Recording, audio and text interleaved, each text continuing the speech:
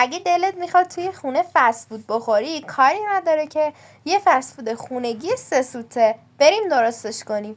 سیب زمینیامون رو سرخ میکنیم، بعد میریم سراغ قارچا. برای سرخ‌های کردن قارچا 2 لیوان آرد میریزیم، بعد ادویه ها رو اضافه میکنیم. به آردمون 1 لیوان آب اضافه میکنیم و هم میزنیم. بعد 1 عدد تخم مرغ اضافه میکنیم و خوب هم میزنیم. بیکینگ پودر هم یادتون نره. حالا قارچا رو تو مواد میریزیم و به خوبی مخلوط میکنیم. مایتابه‌ای که از قبل گرم شده، سوسیسامون رو توی سرخ میکنیم. اگه تا اینجای ویدیو خوشت اومد حتما لایک کن.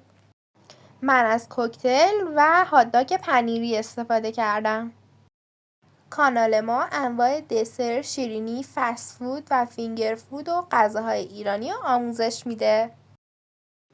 حالا قارچا رو میریزیم توی روغن و به خوبی سرخ میکنیم. نتیجه شد این سینی خوشمزه. اگه خوشت اومد یادت نره ما رو سابسکرایب کنی. کلی آموزش های خفن تو راهه.